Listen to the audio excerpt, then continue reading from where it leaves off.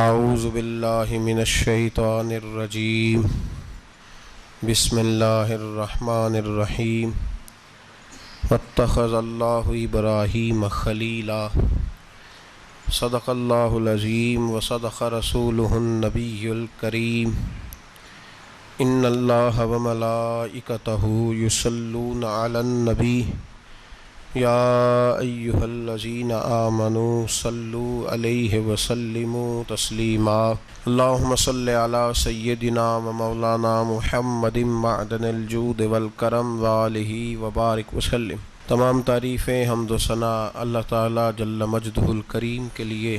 زاں بعد درود و سلام نبی محترم شفیع محتشم آقا کل ختم رسول دانائے سبل احمد مجتبیٰ جناب حضرت محمد مصطفیٰ صلی اللہ تعالیٰ علیہ وسلم کی ذات والا صفات کے لیے حمد و صلات کے بعد، عزیز دوستو، بزرگوں اور بھائیوں، حضرت سیدنا ابراہیم خلیل اللہ اعلیٰ نبینا علیہ الصلاۃ والسلام کا تذکرہ قرآن مجید نے کئی جگہوں پہ بیان فرمایا ہے۔ نبی پاک صلی اللہ تعالیٰ علیہ وسلم نے ارشاد فرمایا ہے کہ میں ملت ابراہیم پہ ہوں۔ حضرت ابراہیم علیہ الصلاۃ والسلام کے سیرت کو، سوانے کو، ان کی زندگی کے واقعات کو قرآن مجید نے متعدد مقامات پہ بیان کیا ہے۔ انبیاء کرام علیہم السلام 1,24,000 کم و بیش ہوئے، لیکن دین اسلام میں نبی پاک علیہ السلام کی امت میں جو مقام حضرت ابراہیم کا ہے وہ بس انہی کا ہے۔ ان کی زندگی ایک بڑی خوبصورت، بڑی منفرد اور مسلمانوں کے لیے بڑی اسوہ نور دینے والی زندگی ہے۔ نبی پاک صلی اللہ علیہ وسلم نے فرمایا، میں اپنے باپ حضرت ابراہیم کی دعا بن کے دنیا میں آیا ہوں۔ اور پھر محبوب پاک سید عالم صلی اللہ تعالیٰ علیہ وسلم نے اپنی امت میں بھی جناب ابراہیم کے طریقے کو جاری رکھا۔ صحابہ نے قربانی کے بارے میں حضور سے پوچھا، ما ہذہ الاضحیہ، یا رسول اللہ صلی اللہ علیہ وسلم یہ قربانی کیا ہے؟ تو فرمایا، سنت ابیکم ابراہیم، یہ تمہارے باپ حضرت ابراہیم کا طریقہ ہے، یہ تمہارے باپ حضرت، حالانکہ قربانی نبی پاک صلی اللہ علیہ وسلم کا بھی طریقہ ہے، لیکن فرمایا تمہارے باپ حضرت ابراہیم کے ذکر کو باقی رکھا۔ اللہم صلی علی محمد وعلی آل محمد کما صلیت علی ابراہیم وعلی آل ابراہیم، ان کے تذکرے کو باقی رکھا دین کے اندر۔ حضرت ابراہیم بڑی امتیازی شان والے نبی ہیں، بڑی امتیازی شان والے۔ رب کریم کا وہ دوست جس نے کوئی چیز بچا کے نہیں رکھی، ہر شے ہی اپنے رب کی بارگاہ میں پیش کر دی۔ چند چیزوں سے انسان کو بڑا پیار ہوتا ہے، گھر اسے بڑا پیارا ہوتا ہے، وہ بڑا خوبصورت ہوٹل، 5 سٹار ہوٹل میں رہا، وہ اسلام آباد گیا، کسی سفر پہ گیا تو بڑے اعلیٰ قسم کے اس کو کھانے ملے، بڑی چیزیں ملیں، لیکن کبھی دائیں کروٹ کبھی بائیں کروٹ، تو ساتھ بیڈ پہ دوست تھا تو اس نے کہا صاحب سو جاؤ، تو اس نے کہا یار جو مزہ اپنے گھر میں سونے کا ہے وہ کسی اور جگہ تھوڑی ہے۔ گھر بڑا پیارا ہوتا ہے، انسان کو لگاؤ ہوتا ہے، جس بے تکلفی سے، سکون سے، آرام سے انسان اپنے گھر میں وقت بتاتا ہے، کہیں اور مشکل ہو جاتا ہے۔ دوسرا، انسان کو اولاد بڑی پیاری ہوتی ہے، بڑی عجیب شے، نہ ہو تب بھی بڑا دکھ ہے، اور ہونے کے بعد بھی اس کی بڑی آزمائشیں، یہ بڑی ایک میٹھی چیز ہے۔ اولاد ایک بڑا عجیب سا میوہ ہے، پتہ نہیں یہ کس انجیکشن کا نام ہے کہ چھاتی پر چڑھ جائے تو اللہ سکون عطا فرما دیتا ہے، پتہ نہیں کس ٹھنڈی دولت کا نام رب کریم نے اولاد رکھا ہے، بڑی پیاری ہوتی ہے اولاد۔ پھر تیسری چیز انسان کی اپنی جان ہے، اور یہ اتنی قیمتی شے ہے کہ اللہ کریم نے فرمایا کہ اگر تیری گردن پہ کوئی آدمی پستول رکھ کے، تلوار تیرے گلے پہ رکھ کے کہے نا کہ رب کا انکار کر دے ورنہ مار دوں گا، تو فرمایا وقتی طور پہ میری ذات کا انکار کر پر جان بچا جا۔ اگر تو مرنے کے قریب ہو گیا ہے اور حرام شے کھائے بغیر تو بچ نہیں سکتا، مر جائے گا، تو فرمایا چل تو اس طرح کر، حرام کھا کے جان بچا، پر جان بچانا فرض ہے، ضروری ہے۔ وطن بڑا پیارا، اولاد بڑی پیاری، جان بڑی پیاری، پر حضرت ابراہیم سے رب کریم نے فرمایا چل ابراہیم کوئی چیز دے، تو کہا یا اللہ تینوں ہی تیرے نام پہ قربان کرتا ہوں، تیری ہوئی ساری، ہر شے تیری۔ حضرت ابراہیم نے دین کے لیے، آپ شہر بابل کے قریب پیدا ہوئے تھے، وہاں سے مصر آئے، مصر سے فلسطین آئے، اور فلسطین سے آ کر کے کعبہ آباد فرمایا۔ زندگی سفروں میں گزری، سفر ایک تکلیف والی چیز ہے، پر حضرت ابراہیم نے وطن چھوڑ دیا، گھر چھوڑ دیا۔ جان بڑی عزیز ہوتی ہے اصل میں نا، جب انسان جد و جہد کرتا ہے نا دین کے لیے، تو اس کے رستے میں بڑی چیزیں آتی ہیں، کبھی اولاد، کبھی گھر، کبھی باہر، کبھی حکومتیں، کبھی سیاستیں، کبھی چدراہٹیں، اس کے رستے میں بڑا کچھ آتا ہے اور اسے ہر چیز کو فیس کرنا پڑتا ہے۔ گھر کے اندر بھی جنگ ہوتی ہے اور گھر کے باہر بھی لڑائی ہوتی ہے، یہ آسان ہے ہی نہیں۔ ہم تو خیر ہتھیار چھوڑ کے پھینکنے والے لوگ ہیں، ہم بھولے بھالے لوگ ہیں، ہم کہتے ہیں میں نے تو کہا تھا مہندی نہ کرو، پر بیٹے نہیں مانے، بھولے جو ہوئے۔ اسی طرح حالانکہ اگر وہ بیٹا کہے نا کہ ابا جی لاؤ زندگی میں سارا کچھ میرے نام کرو، تو پھر ہم بھولے نہیں ہوتے، اور اس وقت ہم تیز ہوتے ہیں، کہتے ہیں یہ کیسے ہو سکتا ہے، ہاتھ کاٹ کے دے دوں۔ اس وقت نہیں، دین کے معاملے میں بھولے ہوتے ہیں۔ بیٹا بد مذہب کے پاس جا رہا ہے تو اس وقت ہم بھولے بھالے ہیں، کوئی عرض نہیں، لیکن اگر وہ اپنی پسند کی شادی کرے ہمیں کراس کر کے، پھر ساتھ ہی ہم تیز ہو جاتے ہیں۔ تو حضرت ابراہیم نے جب دین کے لیے نکلے تو جد و جہد کی، گھر کے اندر بھی گھر کے باہر بھی۔ آپ کے والد کا نام طارق ہے، وہ توحید پرست تھے، ایماندار تھے، پرہیزگار تھے۔ آپ کے چچا کا نام آزر ہے، وہ بت پرست تھے، بت بیچا کرتے تھے۔ حضرت سیدنا ابراہیم علیہ السلام جب میدان عمل میں نکلے تو حضرت ابراہیم علیہ السلام نے اپنے گھر سے جہاد شروع کیا، لڑنا پڑا۔ گھر کے اصولوں سے چچا نے جو رواج بنائے ہوئے تھے اس رواج سے ٹکرائے، فرمایا میں اپنے گھر کے اندر یہ بت پرستی نہیں ہونے دیں گا۔ چچا کو ایک دفعہ نہیں بار بار 100 دفعہ سمجھایا۔ آپ کا چچا بت بنا کے بیچا کرتا تھا۔ حضرت ابراہیم علیہ السلام تھوڑے بڑے ہوئے تو کہنے لگا کہ چلو میرے ساتھ، تم بھی بت بیچنے ہیں، ہمارا کاروبار ہے۔ حضرت ابراہیم ساتھ نکلے تو بت پکڑا ہے، گندے پانی کے اندر اس بت کو ڈبوتے ہیں، کہتے ہیں کسی نے خریدنا ہے تو خرید لو، نہ یہ نفع دے سکتا ہے نہ نقصان دے سکتا ہے، جو اپنا آپ نہیں بچا سکتا تمہیں کیا بچائے گا، خریدنا ہے تو خرید لو۔ چچا کہنے لگا تو کاروبار چمکا رہا ہے کہ تباہ کر رہا ہے۔ گھر میں بڑے معاملات خراب ہوئے، جھگڑے ہوئے، لیکن حضرت ابراہیم علیہ السلام ایک منٹ کے لیے بھی اپنے گھر کے اندر بھی کمپرومائز کرنے کو تیار۔ یہ تھوڑا مشکل میں نے پہلو چھیڑ دیا ہے، یہ تھوڑا مشکل پہلو چھیڑ دیا ہے۔ بڑا سمجھدار آدمی ہے پر بیوی سے پردہ نہیں کرا سکتا، سیانا ہے، پنچایت کا بندہ ہے، جو اس سے آپ کہیں گے وہ بات یہ سنائے گا، لیکن کہتا ہے نہیں جی میں نے کوشش کر لی ہے۔ کس قسم کی کوشش ہے صاحب، یہ کیسے ہو گیا؟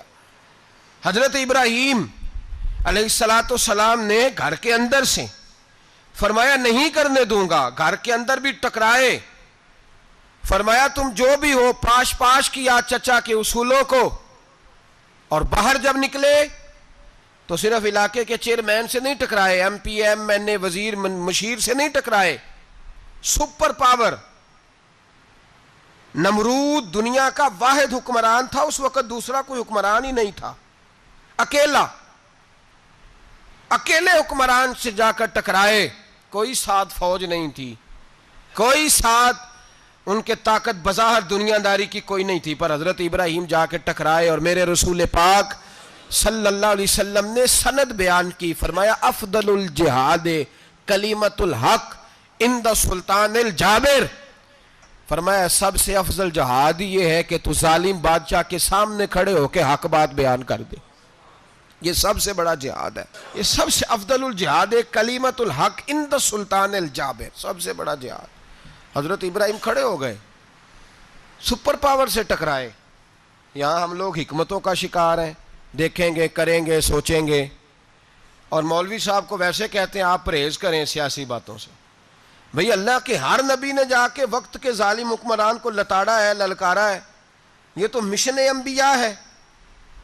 حضرت سیدنا ابراہیم علیہ السلام نے جو اس کو جا کے کہا کہ تو جھوٹ بولتا ہے, تو جھوٹا ہے, تو خدائی کا دعویٰ کرتا ہے, تو بہت بڑا ظالم ہے. اور قرآن مجید نے اس ساری بات کو بیان فرمایا ہے. حضرت ابراہیم علیہ السلام سے کہنے لگا میں رب ہوں. تو آپ نے فرمایا میرا رب تو وہ ہے جو زندہ کرتا اور مارتا ہے. تو پھر آپ حق بات بیان کریں گے تو اللہ مارے گا کہ بندہ مارے گا؟ کچھ بھی نہیں ہوتا, کیونکہ زندگی موت کس کے ہاتھ میں ہے؟ اللہ کے ہاتھ میں. زندگی موت اللہ, کچھ بھی نہیں ہوتا. انسان صحیح سمت کا تعین کرے اور صحیح چلے. حضرت علی شیر خدا سے کسی نے کہا تھا کہ آپ کے بڑی دشمنی ہے, کوئی محافظ رکھ لیں. آپ فرمانے لگے موت خود بہت بڑی محافظ ہے, وقت سے پہلے آتی ہی نہیں. بڑی محافظ ہے, وقت سے پہلے. علامہ نورانی رحمۃ اللہ تعالیٰ علیہ کراچی جیسے شہر میں رہا کرتے تھے, جہاں گام گام پہ خطرہ تھا. لوگوں نے کہا حضرت اتنے بڑے لیڈر ہو, آپ کی جماعت کی 62 سیٹیں ہوئیں قومی اسمبلی میں, ایک ایسا وقت بھی آیا تو کوئی ایک آدمی بندوق والا. آپ فرمانے لگے مجھے ضرورت ہی نہیں, اس لیے کہ جس خدا رسول کے لیے میں نکلا ہوں وہ خود ہی حفاظت کرنے والے ہیں, ضرورت نہیں ان چیزوں. تو بھائی حضرت ابراہیم ٹکرائے, اور آپ کا انداز کیا ہے؟ جا کے کہا کہ تو نہیں, خدا وہ ہے جو زندہ کرتا. اور اس نے ایک بیوقوفوں جیسی دلیل دی. ایک آدمی کو کل پھانسی دینی تھی تو اس کو بلایا, کہنے لگا تجھے کب پھانسی ہے؟ اس نے کہا کل. کہنے لگا جا تجھے آزاد کیا, زندگی دی, اس کو چھٹی دے دی. ایک عام آدمی بیچارہ بیٹھا تھا, اس کو پکڑ کے نا کہنے لگا اس کی گردن اڑا دو. کہنے لگا دیکھ لو میں بھی زندہ کرتا اور مارتا ہوں. وہ جو کل مرنے والا تھا میں نے زندہ کر دیا ہے, اور جس کو پتہ ہی نہیں تھا کہ میں نے مرنا ہے اسے پکڑ کے میں نے مار دیا ہے. یہ بیوقوفوں جیسی دلیل ہے. حضرت سیدنا ابراہیم علیہ السلام چاہتے تو اسی وقت دلیل توڑ دیتے کہ تو کیا بیوقوفوں جیسی بات کر رہا ہے. اگر تو زندگی دیتا ہے تو مرے ہوئے میں جان ڈال کے دے جس کو تو نے مارا ہے. لیکن حضرت ابراہیم نے دیکھا کہ بیوقوف ہے, بیوقوفوں سے بحث نہیں ہوتی, دلیل بدل لی جاتی ہے, ان کی عقل کے مطابق بات کی جاتی ہے. حضرت ابراہیم فرمانے لگے میرا رب وہ ہے جو سورج مشرق سے نکالتا ہے اور مغرب میں غروب کرتا ہے. تو اگر رب ہے تو تو مغرب سے نکال کے مشرق میں غروب کر.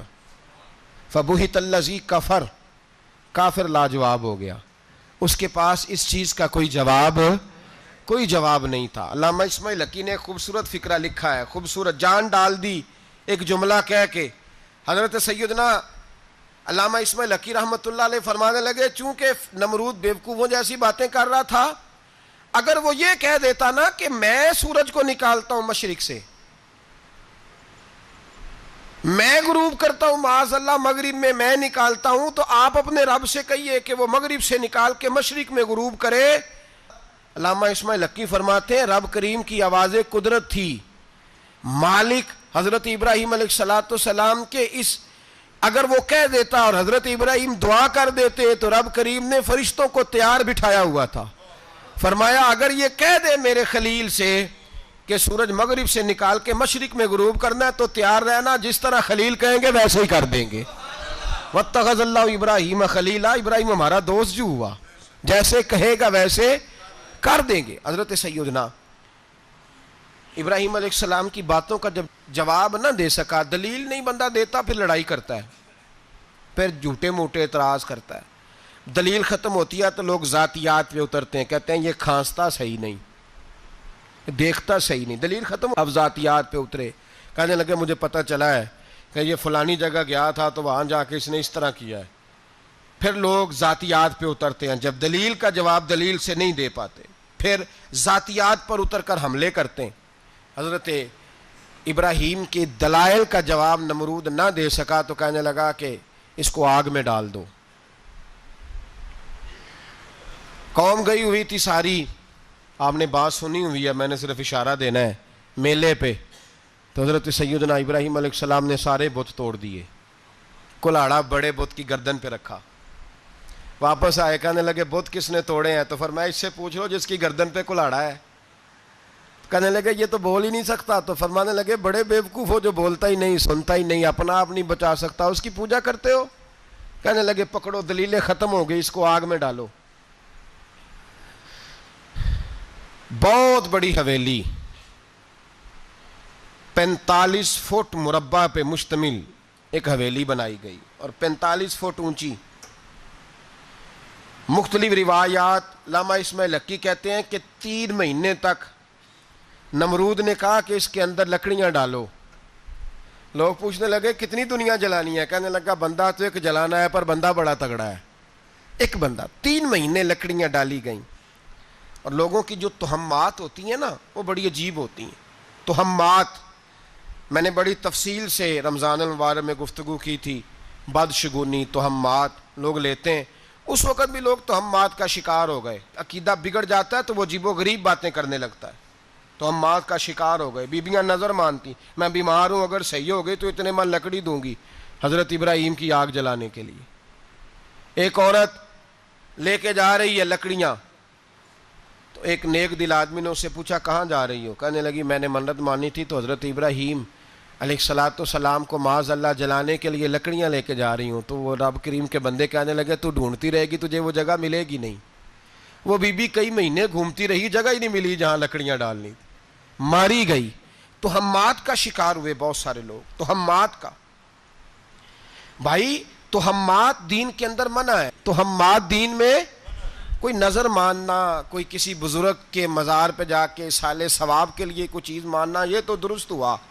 لیکن غیر شرعی نظریں مان لینا کہ میں آگ کے گرد چکر لگاؤں گا, میں جناب وہاں جا کے یہ والا تماشا کروں گا, میں دھاگا باندھوں گا, میں رسا کاٹوں گا, میں وہاں گندے اور سے پانی پیوں گا, ان کی شریعت اجازت یہ تہمات ہیں, بدشگونی ہے. دین میں ان کی کوئی گنجائش.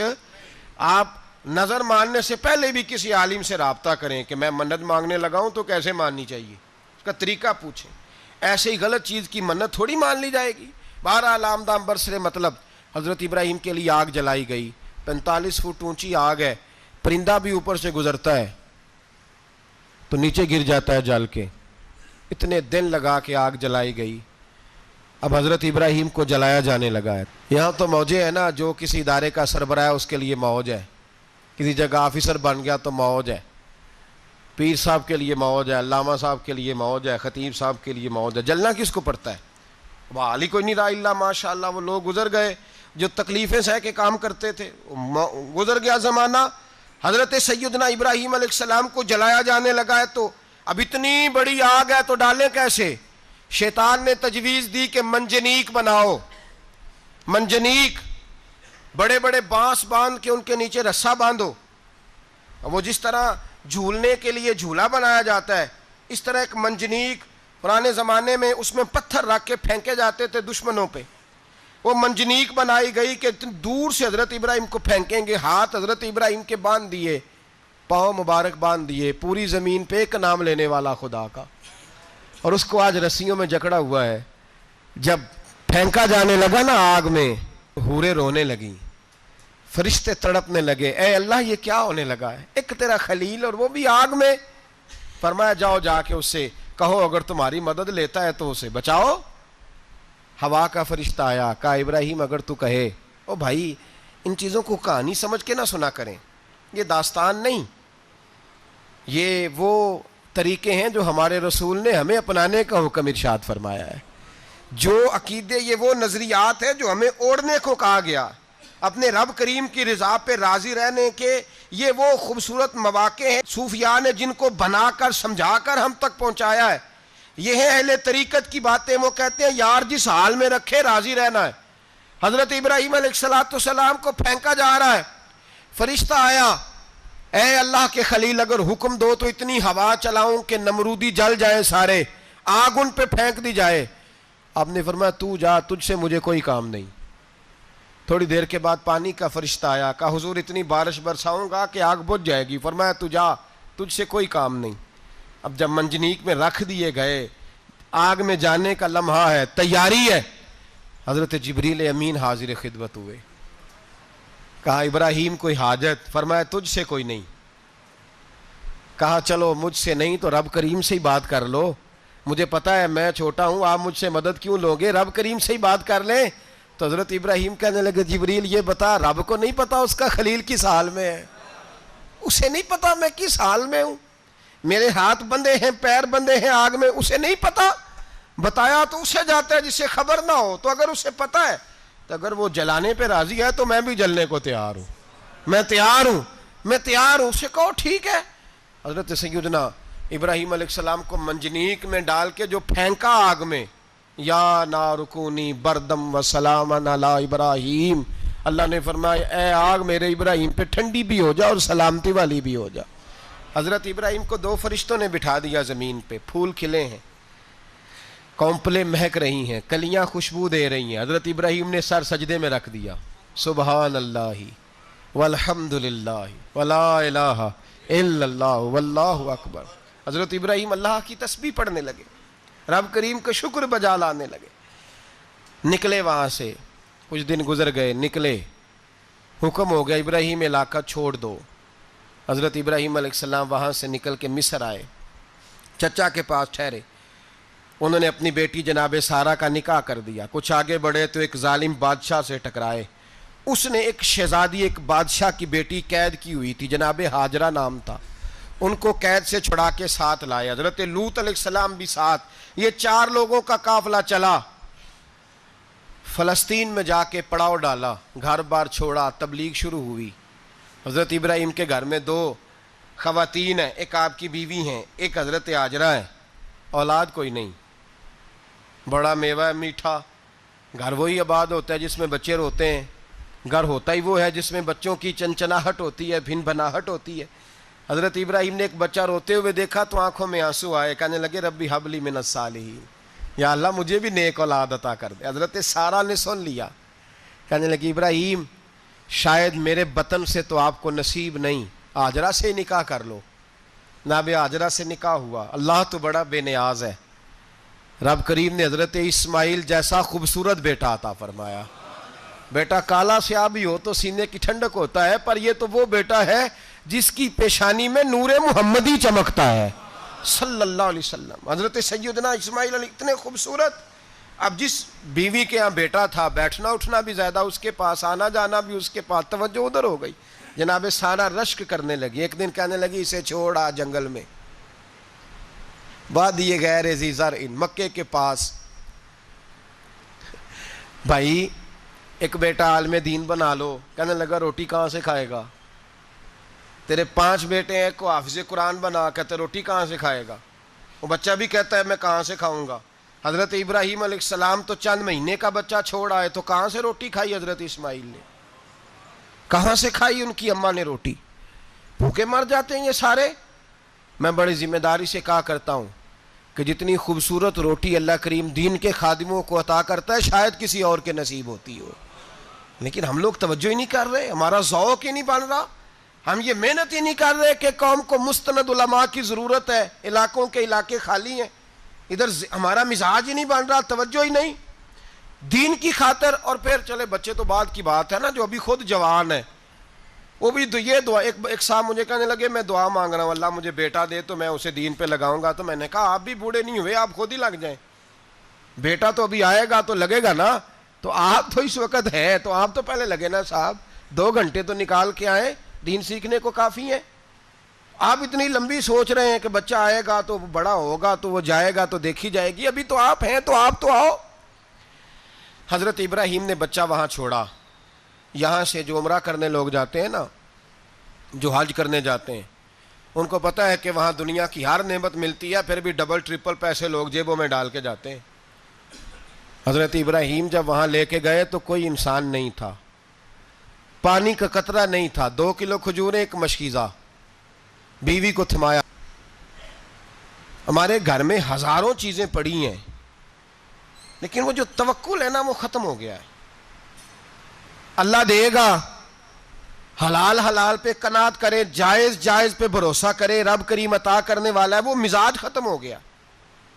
حضرت سیدنا ابراہیم علیہ السلام 2 کلو کھجوریں، ایک مشکیزہ پانی کا دے کر کے، اور وہاں بٹھایا آپ نے اپنے بچے کو اور اپنی زوجہ جناب ہاجرہ کو، اور بٹھا کر کے واپس پلٹنے لگے تو حضرت ہاجرہ سلام اللہ علیہ نے آواز دی، کہا ابراہیم کس کے سہارے پہ چھوڑ کے جا رہے ہو؟ جہاں آب زمزم کا کنواں ہے نا، جو لوگ گئے ہیں جنہوں نے صفا مروہ کی صحیح کی ہے، صفا مروہ سے باہر نکلے نا، سرکار کی ولادت کا مقام ہے، اس جگہ پہ آب زمزم کا کنواں تھا، وہاں حضرت سیدنا ہاجرہ کو بٹھایا، کوئی چیز نہیں، کوئی درخت نہیں، کوئی کھیت نہیں، کوئی پانی نہیں، کوئی کنواں نہیں، وہاں بٹھایا اور بٹھا کر کے نکلنے لگے تو جناب ہاجرہ فرمانے لگی ابراہیم کس کے سہارے پہ چھوڑ کے جا رہے ہو؟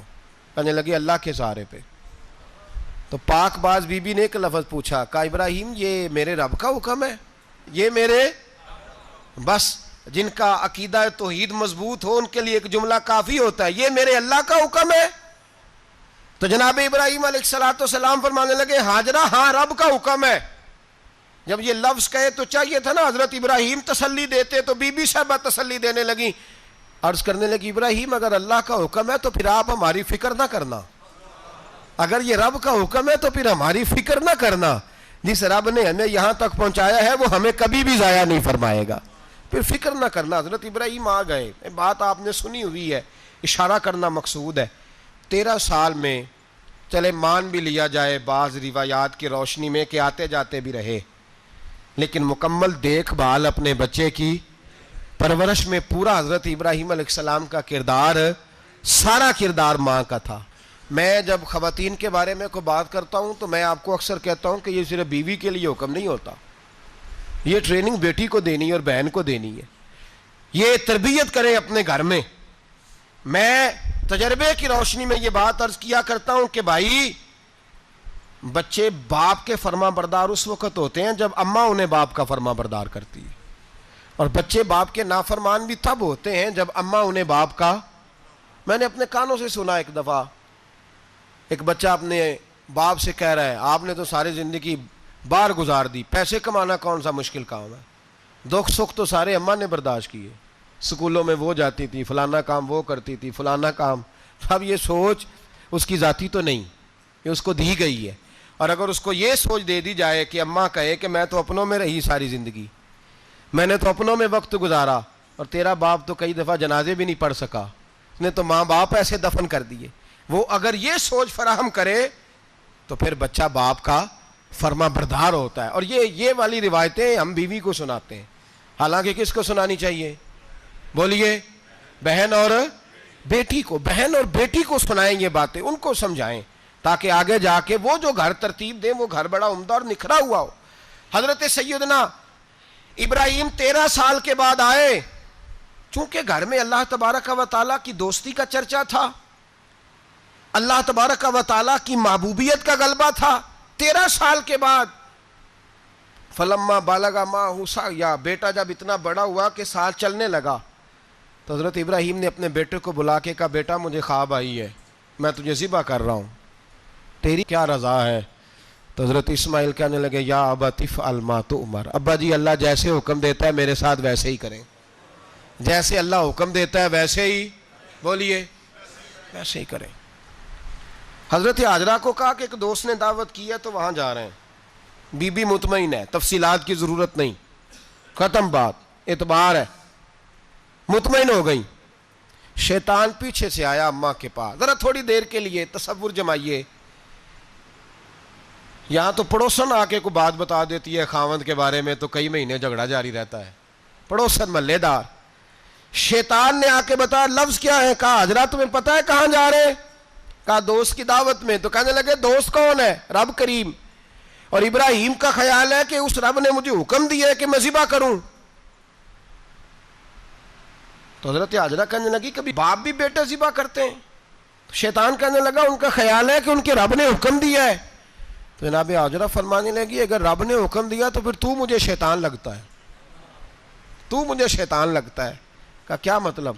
فرمانے لگی اگر رب کریم کا حکم ہے تو میرے پاس ایک اسماعیل ہے، اگر 1000 بھی ہوتے میں سارے اللہ کے راستے میں پیش کر دیتی، دے دیتی، مالک کا ہی تو ہے سارا کچھ، اسی کا ہے، اس میں لیت اللہ کی کیا گنجائش؟ حضرت سیدنا ابراہیم علیہ السلام نے بیٹے کے حلق پہ چھری رکھ بھی دی اور چھری چلا بھی دی، رکھ بھی دی، اور وہ تو اللہ کریم نے فرمایا یا ابراہیم قد صدقت الرؤیا، ابراہیم تو نے خواب سچا کر دکھایا، وہ قیامت تک تیرا نام رہے گا۔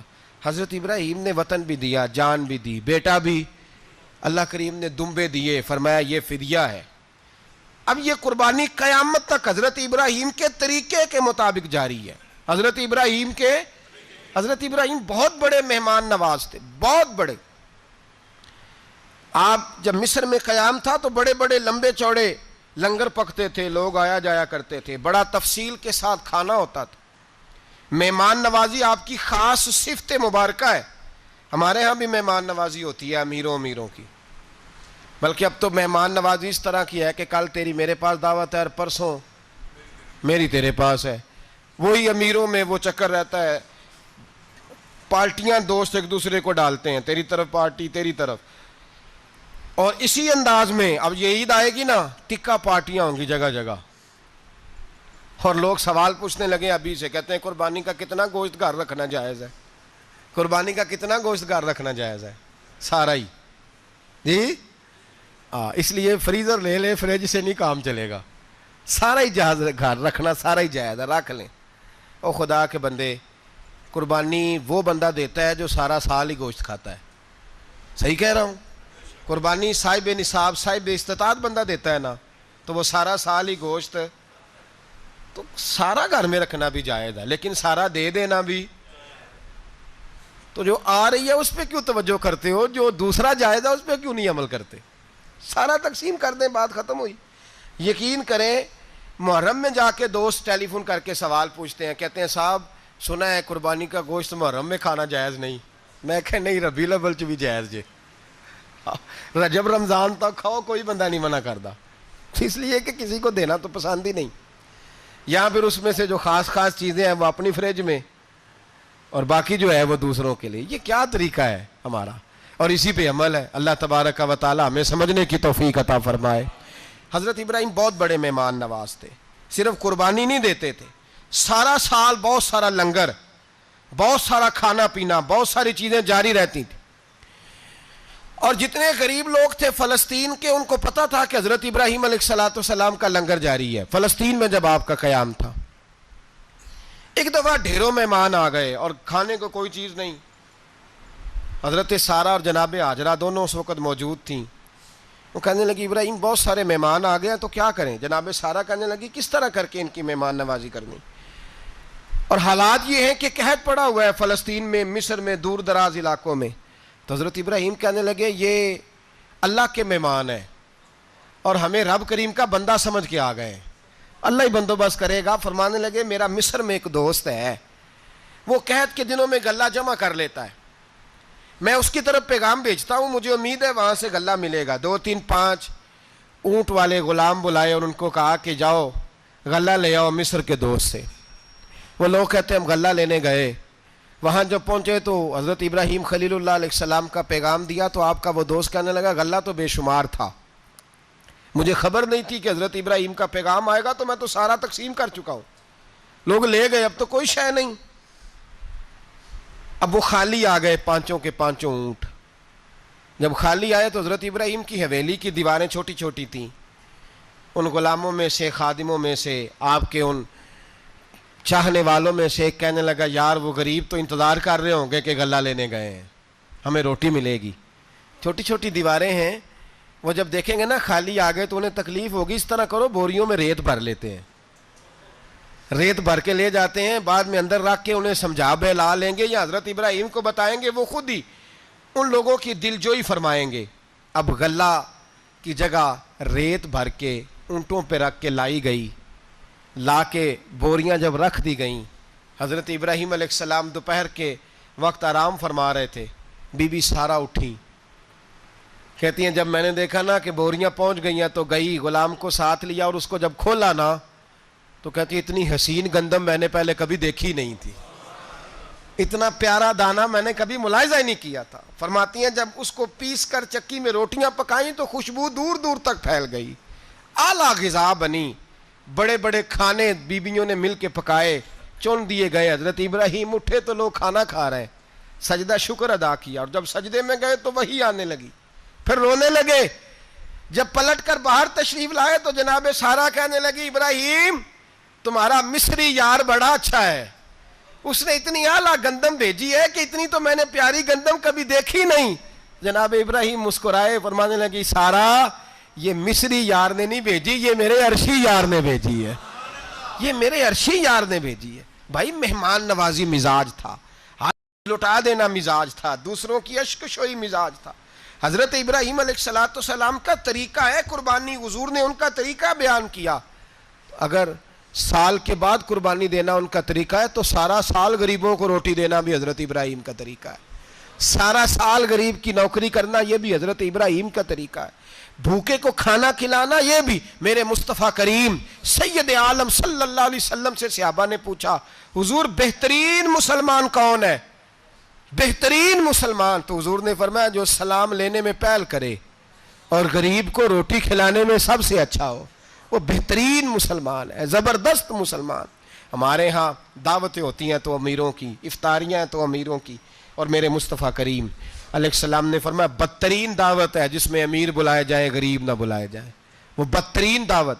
حضرت ابراہیم کا طریقہ رہا ساری زندگی مہمان نوازی۔ اور دوسرا ان کا مزاج تھا، اللہ سے پیار ہو گیا تھا نا، جب رب کریم سے محبت ہوتی ہے نا اور محبت کا احساس ہوتا ہے دل میں، پھر سجدے لمبے ہوتے ہیں۔ عام آدمی تو نماز بھی نہیں پڑھ سکتا، اسے خدا سے محبت ہوتی ہے وہ تہجد بھی نہیں چھوڑ سکتا۔ وہ یہ محبت کی بات ہے نا، جس کو پیار ہوتا ہے اس کی تہجد بھی ہے، اس کی اشراق بھی ہے، چاشت بھی ہے، اس کے عمرے بھی ہیں، اس کے حج بھی ہیں، اس کے بار بار کعبۃ اللہ کے دیدار بھی ہیں۔ یہ محبت الہی ہے، جوش مارتی ہے۔ ان لوگ سجدہ کرتے ہیں تو اٹھتے ہی نہیں، اللہ کے بندوں سے پیار کرتے ہیں اللہ کی۔ حضرت ابراہیم کو رب کریم سے اتنی محبت تھی، اتنا پیار تھا کہ وہ آپ کی زندگی کے ہر پہلو سے چھلکتا تھا۔ ایک وقت ایسا آیا کہ اللہ تعالیٰ نے حضرت ابراہیم کو بہت زیادہ مال عطا فرمایا، اتنے اونٹ گنے نہیں جاتے، گائیں اتنی زیادہ کہ شمار نہیں ہوتی، بکرے بکریاں اتنی زیادہ کہ شمار، بہت زیادہ مال اللہ نے عطا فرمایا۔ اور ابھی کچھ عرصہ پہلے آپ پیچھے جائیں نا تو جو لفظ مال تھا وہ روپے پہ تو بولا ہی نہیں جاتا تھا، وہ جانوروں پہ بولا جاتا تھا۔ بہت زیادہ مال اللہ نے دیا، بکریاں، گائیں، اونٹ، بیل، بڑا کچھ۔ تو رب کریم نے فرشتوں سے فرمایا کہ وَاتَّخَذَ اللَّهُ ابراہیم خلیلا، ابراہیم میرا دوست ہے۔ تو فرشتے کہنے لگے یا اللہ جسے اتنا کچھ دیا جائے اس نے دوست تو بننا ہی ہوتا ہے، تو نوازا ہی بڑا ہے، اتنا مال، اتنے کھیت کھلیان، اتنا کچھ۔ اللہ کریم نے فرمایا جاؤ آزمائش کر لو، امتحان لے لو۔ فرشتہ امتحان لینے پہنچ گیا۔ حضرت ابراہیم کے جانور چر رہے ہیں چراگاہ میں، حضرت ابراہیم بھی ہیں، غلام بھی ہیں، بہت بڑا ریوڑ ہے، آپ تشریف فرمائیں۔ ایک فرشتہ آیا تو کھیت میں چھپ کے بیٹھ گیا اور بلند آواز سے کہنے لگا سبحان اللہ والحمد للہ ولا الہ الا اللہ واللہ۔ یہ تسبیح بڑی پسند ہے، محبوب نے ان کی فضیلت بیان کی۔ اب وہ حضرت سیدنا ابراہیم علیہ السلام کھڑے تھے تو وہ کھیت میں بیٹھ کے تسبیح پڑھنے لگا سبحان اللہ والحمد للہ ولا الہ الا اللہ۔ حضرت ابراہیم کہنے لگے یہ میرے رب کا نام کون لے رہا ہے؟ بڑی اس کی میٹھی آواز ہے، بڑی، کون ہے؟ ڈھونڈنے لگے، گھومتے گھومتے اس کے پاس چلے گئے، فرشتہ انسانی شکل میں۔ تو میرے رب کا ذکر کر رہا تھا؟ اس نے کہا میں ہی کر رہا تھا۔ فرمانے لگے یار ایک دفعہ پھر نہیں کرتا؟ تو کہنے لگا ابراہیم پہلے تو میں اپنی مرضی سے کر رہا تھا، تو کہتا ہے تو پیسے لگیں گے، پیسے ہیں تو کر دیتا ہوں۔ حضرت ابراہیم کہنے لگے بول تو کیا لے گا، میرے اللہ کا ذکر سنانے کا کیا لے گا؟ کہنے لگا جتنی بکریاں آپ چرا رہے ہیں ساری دے دے تو میں اللہ کا ذکر سنا دیتا ہوں۔ اور آپ نے فرمایا بس جا تیری ساری ہوئی میرے رب کا ذکر سنا۔ اور پھر شروع ہو گیا سبحان اللہ الحمد للہ ولا الہ الا اللہ واللہ اکبر۔ حضرت ابراہیم علیہ السلام کیف میں، یار پھر ذرا سنا، نہ علماں وچ پھسا سانو، تو یار دی گل سنا سانو، ذرا دوبارہ سنا۔ پھر سنایا، ایک دفعہ پھر کہا، فرشتہ کہنے لگا بس جی آپ کے پیسے پورے ہو گئے۔ حضرت ابراہیم کہنے لگے چل ایک دفعہ اور سنا۔ کہنے لگا پیسے لگیں گے، تو کیا لے گا؟ کہنے لگا گائیں بھینسیں ساری میری۔ فرمایا بس یار اتنی قیمت، تو سنا صحیح، سارا کچھ ہی تیرا۔ پھر شروع ہو گیا سبحان اللہ والحمد للہ ولا الہ الا اللہ واللہ اکبر۔ گائیں دے دیں، بھینسیں دے دیں، وہ ذکر سناتا ہے۔ حضرت ابراہیم کبھی مچلتے ہیں، کبھی روتے ہیں، کبھی آہیں بھرتے ہیں، تو میرے رب کا نام لے رہا ہے، ذرا پھر سے لے۔ کیف جاری ہے۔ کہنے لگا بس بھائی۔ حضرت ابراہیم فرمانے لگے تو اور لے لے جو لینا ہے، مجھے ذکر سنا۔ اس نے کہا ابراہیم بکریاں میں لے چکا، گائے بھینسیں میں لے چکا، اونٹ رہ گئے، سارے لے لوں گا پھر ذکر سناؤں گا. فرمایا جا تیرا ہوا تو ذکر سناتا رہ، میں دیتا ہوں. دے دیا، کچھ دیر ذکر کیا تو اب خاموش ہو گیا. حضرت ابراہیم خلیل اللہ علیہ السلام فرمانے لگے ذکر سنا. کہنے لگا ابراہیم اب تیرے پاس دینے کو کیا ہے، ہر چیز تو میں لے چکا. آپ فرمانے لگے یہ گائے بھینسیں بکریاں چرانے کے لیے تجھے کوئی نوکر ملازم بھی تو چاہیے نا. تو اس طرح کر مجھے رکھ لے، میں روٹی نہیں مانگوں گا، کھانا نہیں مانگوں گا، تو اللہ کا ذکر سناتا رہنا، میں تیرے جانوروں کی نوکری کرتا رہوں گا. حضرت ابراہیم علیہ السلام نے جب یہ کہا نا، فرشتے کی آنکھوں میں آنسو آ گئے. تر دامنی پہ شیخ ہماری نہ جائیے، ہم دامن نچوڑ دیں تو فرشتے وضو کریں. فرشتہ رو پڑا اور کہنے لگا ابراہیم مجھے سینے سے لگاؤ، آپ واقعی اس قابل ہیں کہ اللہ آپ کو اپنا دوست بنائے، واقعی اس قابل ہے کہ رب آپ کو اپنا. حضرت ابراہیم علیہ السلام کا خدا سے محبت کرنے کا نرالا انداز. اور میرے بھائی یہی محبت انہیں میرے مصطفیٰ سے بھی تھی. ایک نبی گھر بنا رہا ہے، دوسرا بنوا رہا ہے. حضرت اسماعیل علیہ السلام پتھر اٹھا اٹھا کے لا رہے ہیں، جناب ابراہیم بنا رہے ہیں. جب خانہ کعبہ بن گیا تو کہنے لگے ربنا وابعث فیہم رسولا، اے اللہ اب اسے بسانے کے لیے اپنا آخری رسول بھی عطا فرما. نبی پاک فرماتے ہیں میں دعا ہوں حضرت ابراہیم کی. یہ قربانی حضرت ابراہیم کا طریقہ ہے. حضور نے اگرچہ نبی پاک کی اپنی سنت تھی، یہ بھی کہہ سکتے تھے سنتی و سنت ابیکم ابراہیم، میری سنت ہے اور تمہارے باپ ابراہیم کی سنت ہے. یہ نہیں فرمایا. جب صحابہ نے کہا قربانی کیا ہے، فرمایا سنت ابیکم ابراہیم، یہ تمہارے باپ ابراہیم کی سنت ہے.